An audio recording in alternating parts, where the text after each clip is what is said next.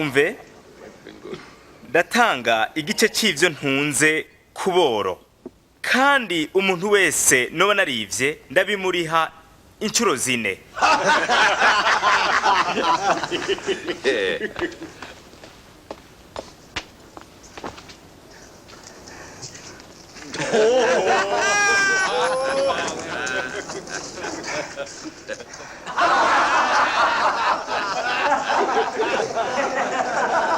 Sindabyizigiye umutoza ko rigura ibyo yarenganije ntibishoboka ntibibaho.